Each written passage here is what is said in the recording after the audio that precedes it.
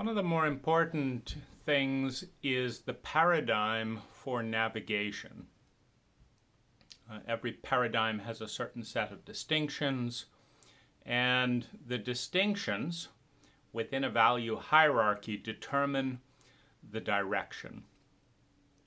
And the distinction or the paradigm that I really relate to a lot at this time in 2019 in the fall is the paradigm of distortion versus the original, the paradigm of the version or the copy versus the authentic self. What I mean by that is in more transcendent moments, I have this sense of luminosity, of resonance, of yes, that is me. And for 5, 10, 20 minutes, etc., I sense this magnificently high resonance in this field of possibility. And I say, yes, that's it. That's where I'm going. That's what would feel, magnificent. And then I lose it, and I'm back in fear and rage, or paranoia, or whatever it is.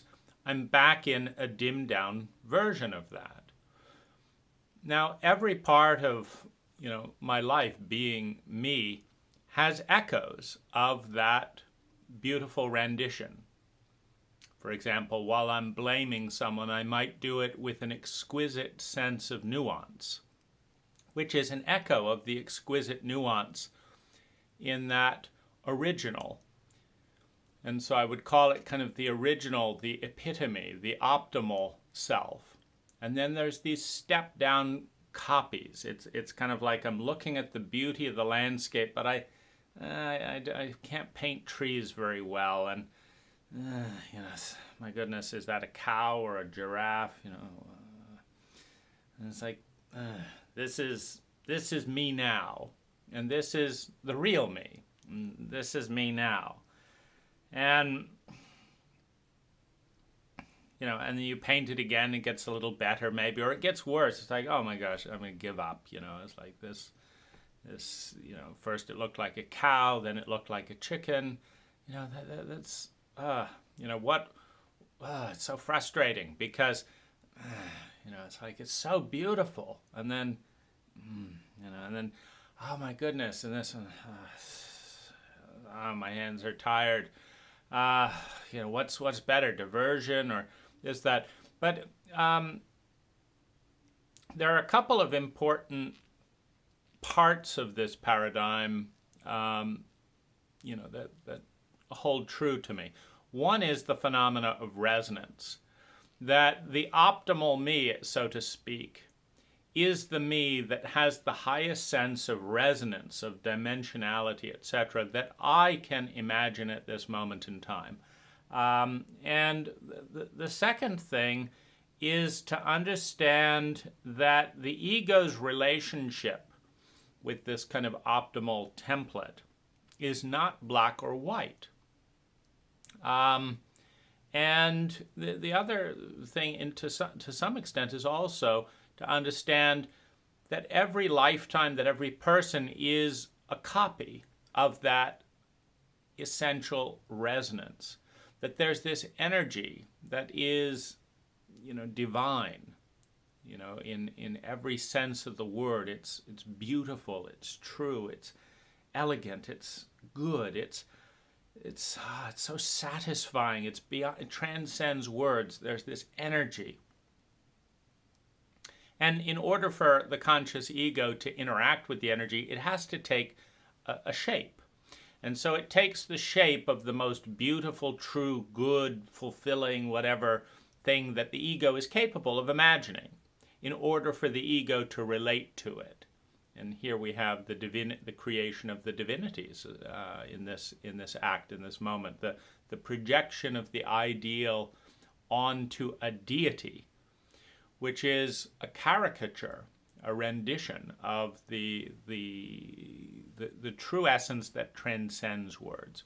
So now we have a deity, something to move towards. And there's all these different levels. There's how good are my paints? How much water got in them, and bits of twig got in the paint. It's like I just can't paint well with these paints. So there's that dimension. So these are developing and enhancing and refining tools, beliefs, attitudes, thoughts, strategies, choices. These are kind of tools for painting, and then there's the sense of my own attunement and body. Is like, how much can I see what I'm trying to paint? It's like I have this vision of being in glorious partnering with the community. So I knock on 3 doors, and one of them's crabby, one of them's busy, and one of them you get a little hint of a smile. It's like, okay, a little hint of the smile. That's kind of 1/100th of the vision of being in community, dynamic and all that. And it's like, okay, and what's the next part? Well, I want to eat well and do this, so I cook some cabbage, and it's kind of, it doesn't quite feel that way, but it has some of that. And so there's the paints, there's the practicing, there's the attuning with the original. That's, I think, a really important part of this rendition. There's the understanding that the life is a copy, that the life will never be perfect, that it is an effort, an attempt at rendering something that transcends consciousness, that transcends human language-based consciousness, because it's bigger than words. And then there's this sense that, a lot of the time I feel like a dimmed down, dumbed down version that has potential, where it's like, I have the ability. I could surrender to that kind of luminosity. I could open up, but then I'm too scared and small and this and that and the other. But I could. This lifetime could be magnificent, could be transcendent, or it could be kind of a really frustrating effort. The movie that almost was. I mean, if they had just gotten rid of this actor and put this and done it would have been such a great movie. But all the problems, and they couldn't do it. But this paradigm of life leads in the direction of refining tools, refining technique, revisiting the original frequently, referencing the original frequently. Is this that feeling? And I think ultimately it's about the feeling. It's about the resonance. Because the copy is never going to be perfect in physical form. But the journey towards, I learned how to do the gold bit now. There's that shimmer and effervescence, and I learned how to do that. I still don't know how to differentiate cows from chickens, but they have a nice shimmer to them, and so there's this sense of evolution.